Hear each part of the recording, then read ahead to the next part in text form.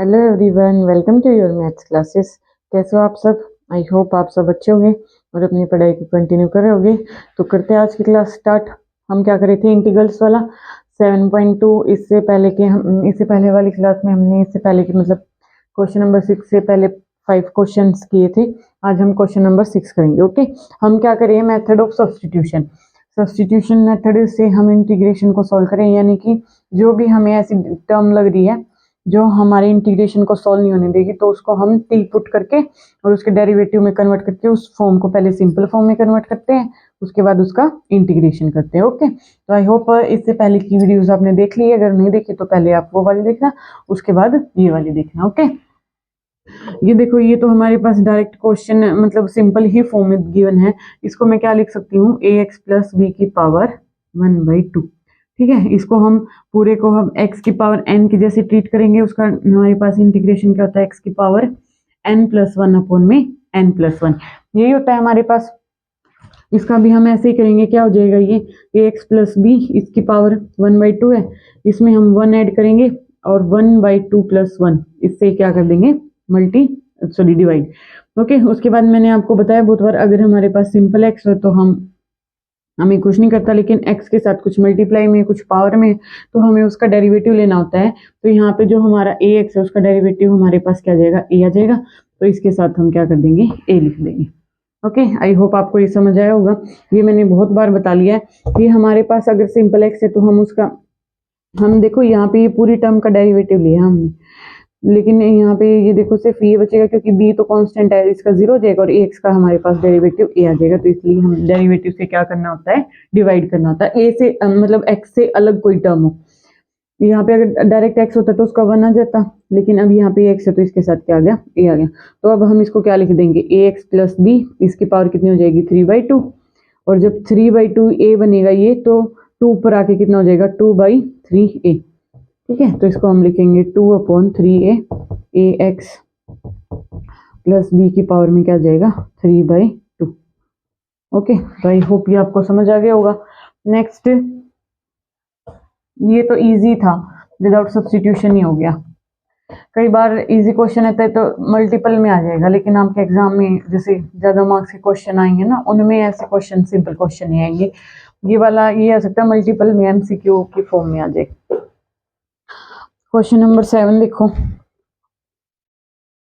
उसमें हमें क्या करना है, x √x + 2। ओके, अब अगर मैं यहाँ क्या करती हूँ, अगर मैं यहाँ पे देखो, यहाँ पे हमें क्या करना पड़ेगा, इस पूरे को ही मैं अगर टी पुट कर दूँ, किसको, अगर मान लिया मैंने √x + 2 को टी पुट किया, तो ये रूट हटाने के लिए मेरे को क्या करना पड़ेगा, स्क्वायरिंग करनी पड़ेगी। स्क्वायरिंग बोथ साइड जब हम करेंगे तो यहाँ पे हमारे पास क्या बनेगा, = t का स्क्वायर। हमने ये क्यों किया, क्योंकि हमें यहाँ पे देखो हमारे पास एक x एक्स्ट्रा है यहाँ पे। ठीक है, अगर मैं डायरेक्ट x + 2 को पुट करती t तो उससे हमारा कुछ फायदा नहीं होता, क्योंकि वो dx = dt आ जाता है, लेकिन ये x तो हमारे पास रहता ही। ओके, तो यहाँ पे हमारे पास t² आ गई। अब मेरे को यहाँ पे x की वैल्यू निकालनी पड़ेगी। क्यों निकालनी पड़ेगी, क्योंकि हमारे पास क्वेश्चन में एक x एक्स्ट्रा गिवन है। यहाँ से हम x क्या करेंगे, ये जाएगा t² माइनस में 2, ये हमारे पास x की वैल्यू आ गई। जब हम dx करेंगे तो dx हमारे पास क्या आ जाएगा, t² का कितना हो जाएगा, 2t, t का कितना जाएगा, dt माइनस इस 2 का कितना हो जाएगा, 0। ठीक है, डेरिवेटिव और इंटीग्रेशन मैंने आपको बहुत बार बता लिया कि जैसे t² इसका जब हम डेरिवेटिव करते हैं तो पावर आगे करते हैं और एक पावर कम कर देते हैं, 2 - 1, तो ये 2t आ जाता है और t का क्या हो जाएगा, dt। ठीक है, तो यहाँ से जब हम dx की वैल्यू निकालेंगे तो वो हमारे पास क्या आ गई, 2t dt। ओके, अब हमें क्या करना है, इसका इंटीग्रेशन सोल्व करना है। पूरी स्टेटमेंट ऐसे होती है। आई होप ये आपको सब्स्टिट्यूशन समझ आएगा। ये मेरे को इसलिए करना पड़ा क्योंकि मेरे को x की वैल्यू निकालनी थी, तो इसलिए मैंने स्क्वायर करके वहां से x की वैल्यू निकाली। अब मेरे पास देखो क्वेश्चन में क्या गिवन है, x। जब मैं x की वैल्यू यहाँ से क्या पुट करूंगी, t² माइनस में 2। ओके, और इस पूरे की जगह पे मैंने क्या पुट करना है, t पुट करना है और उसका क्या हो जाएगा, इंटीग्रेशन। ठीक है, और dx की जगह पे मेरे को क्या पुट करना है, 2t dt। क्या पुट करना है, 2t dt। आई होप ये आपको समझ आएगा। बिल्कुल अलग अलग बता रही हूँ मैं।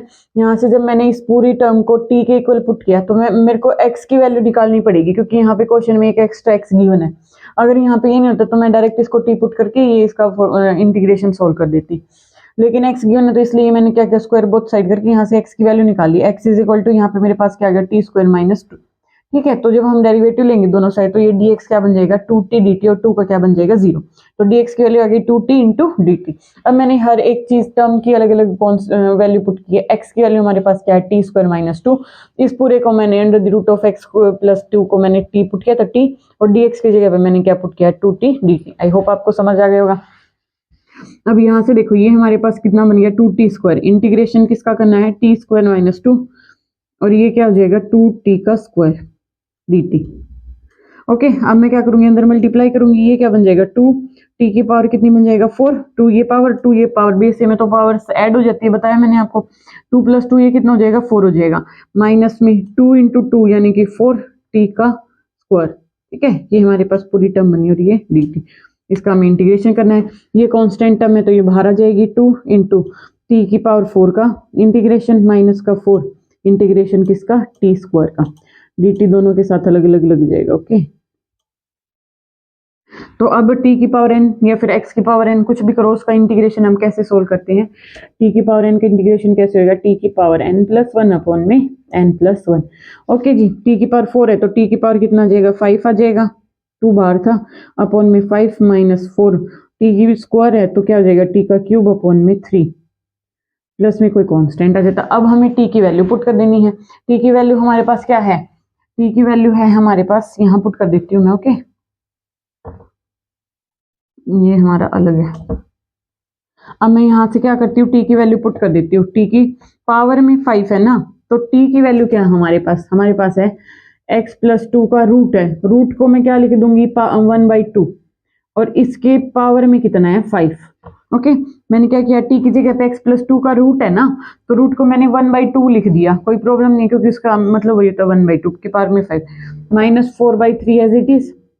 यहाँ पे t का क्यूब आ जाएगा, t की वैल्यू फिर से वही है क्या, x + 2 की पावर में 1/2, और उसकी पावर हमें कितनी लेनी है, 3 लेनी है, उसकी पावर कितनी लेनी है हमें, 3, प्लस में साथ में कोई कांस्टेंट। ठीक है, अब ये हमारे पास क्या बन जाएगा, देखो यहाँ पे ये पावर्स मल्टीप्लाई हो जाएंगी, तो ये बनेगा 2 इंटू में ये बनेगा x + 2 की पावर में 5/2, ठीक है, -4/3 इंटू x + 2 की पावर में 3/2, प्लस में कोई कांस्टेंट ऐड हो जाएगा। Okay, this will be our final answer. I hope आपको समझ आया होगा।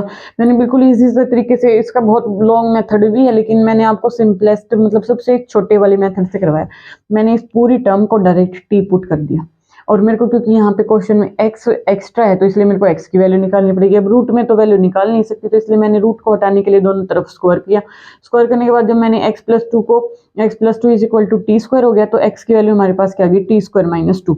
अब हम डेरिवेटिव लेते हैं दोनों साइड, तो हमारे पास जो dx की वैल्यू क्या आ गई, हमारे पास x स्क्वायर का t स्क्वायर का कितना होता है, 2t dt, 2 कोई कांस्टेंट है तो उसका क्या होता है, 0। तो dx की वैल्यू हमारे पास कितनी आ गई, 2t dt। अब हमें पता है हमने क्या किया, यहाँ पे x की वैल्यू पुट की, क्या है हमारे पास, t स्क्वायर माइनस 2, यहाँ पे इस पूरे को मैंने t पुट कर दिया, और जो dx की वैल्यू वो हमारे पास क्या आ गई, 2t dt। अब यहाँ पे पहले बाहर मल्टीप्लाई की, 2t स्क्वायर बन गई, फिर 2 ये कांस्टेंट है तो t स्क्वायर t की पावर 4 बन गया, माइनस का साइन, 2 × 2 यानी कि 4t स्क्वायर, और dt, और 2 कांस्टेंट है बाहर आ गया, तो t की पावर 4 का डेरिवेटिव इंटीग्रेशन क्या होता है हमारे पास, की पावर 5 अपॉन में 5, 4 कांस्टेंट था तो टी स्क्वायर का क्या हो जाएगा, टी का क्यूब अपॉन में 3, प्लस में कोई कांस्टेंट है। जब मैंने टी की वैल्यू पुट की, तो इस x + 2 के रूट को मैंने क्या पुट कर दिया, x + 2 की पावर 1/2 भी लिख सकते हैं। ओके, रूट का मतलब 1/2 ही होता है, तो ये पावर मल्टीप्लाई होकर ये बन गई 5/2 और ये बन गई 3/2। ओके, आई होप आपको समझ आया होगा, और अगर नहीं आया तब भी आप मेरे को कमेंट करके पूछ सकते हैं, कोई भी डाउट है, और चैनल को ज़्यादा से ज़्यादा लाइक शेयर सब्सक्राइब करें। Okay, thank you so much.